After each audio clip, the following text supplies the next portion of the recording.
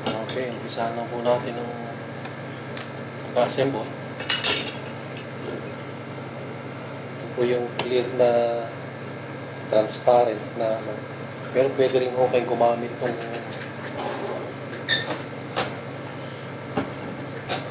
ito yung isang kalan. Yung pinagpatungan natin ng mga sibuyas, panghiwa ng mga isda. Ito po yan, pwede po yan. Yan. Pwede po yun pang primary sa yung sa huli na pang sarado. Pero gumamit po ako ng clear. Kung wala namang kayong produce na clear, pwede na ho yung sangkalan. Yan. Ano po yan. So, lagay na natin. Isa na natin. Na-assemble.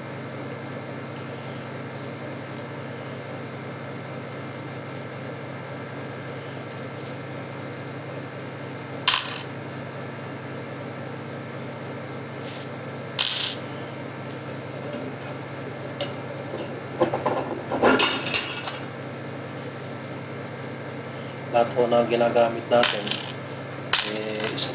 as much as possible na gamitan po ninyo ng stainless para then katapos po natin transparent pag nilagay na yung mga bolts, ilagay naman po natin yung gasket. Yan, gasket. Yung puting liwanag yata kailangan niya. Then, yung unang plates, ilalagay natin. Plates.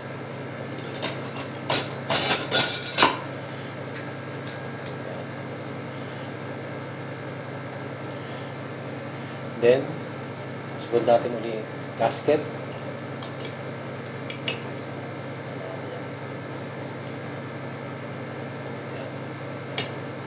Siguro nakikita naman ninyo, no? Okay. Then, sunod natin ang isang plate.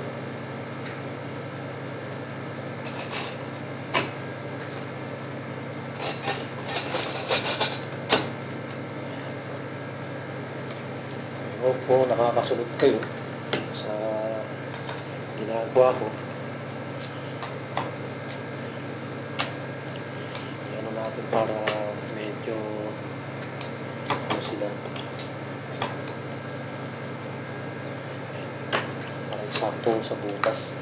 Then, sunod natin ang gasket ulit.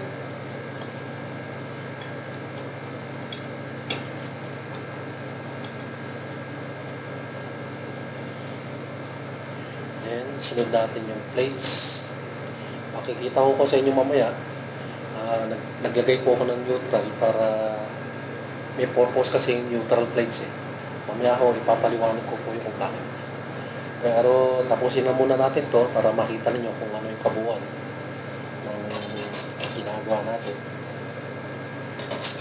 Another plates. Gasket again.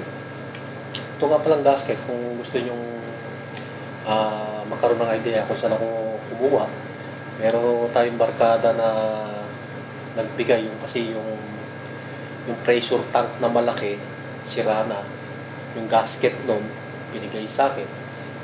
Ito, pinagpira-piraso ko, ginupit ko para makapasok lang sa loob kanya. Kasi dapat nandito yung tubig eh. Nandito dapat sa loob na to. Dito papasok ang tubig sa butas na to. Then lalabas dito yung HHO, yung tinatawag na hydrogen. Yan. Yan dapat. Tapos yung tatanungin nyo kung anong itong butas na to, yun ang terminal na either positive o negative kung ano yung gagawin nyo. Ito yung connection nyo. Dahil ho alternate yan, katulad yung sinabi ko na ako kanina, ganyan ho yan. Hindi ho mag-short. Yan. Isang positive, isang negative. Kung saan nyo gusto lagay yung positive, negative, nasa sa inyo po yan. Yan. Tuloy natin yung assemble. Ito gasket ulit. Lagyan natin ang gasket. Lagyan natin ulit ng plates.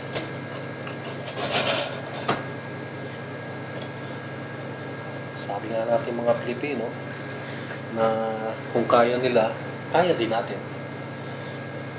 Kailangan lang natin ng konting suporta para magawa. Tulong din ng barkada lahat yung paggawa nito. So, ilan na. Gasket ulit. And plates ulit.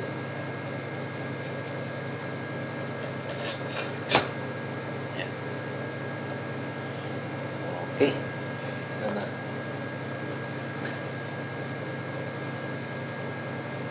And gasket ulit.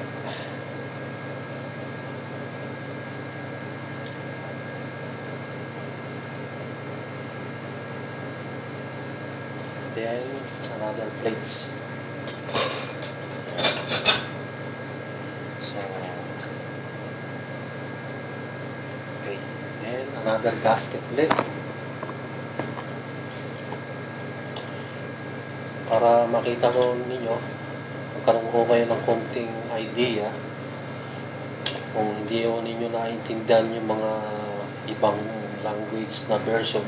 Ito po, Pinoy version po to.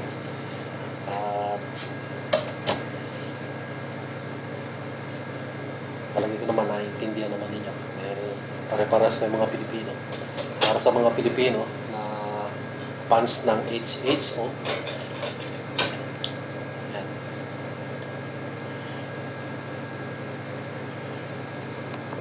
Gasket ulit. Malaking bagay ho kasi sa bansa natin itong ganito dahil sa taas ng gasolina ngayon, taas ng kuryente, tayo nang makapalag sa presyon dumarating halos minsan tataas ang kuryente, bababa, o kaya yung gasolina naman bababa lang sila ng konti, tapos ang taas naman ng gasolina doble. Kaya nga kailangan natin Pilipino na ganito na mag-isip-isip na tayo. Mahirap kahirap.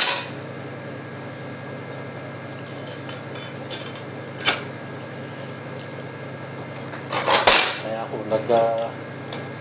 nagsikap akong tuklasin itong mga bagay na to. Nag-try ako noon kasi 1994 yung wet cell.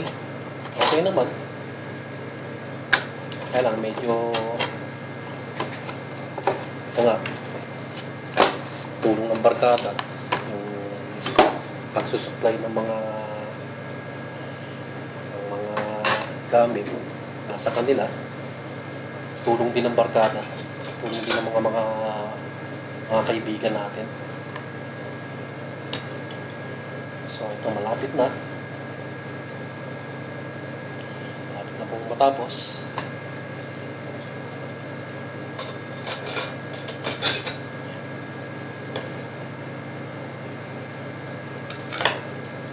Ko lang po para antay yung butas.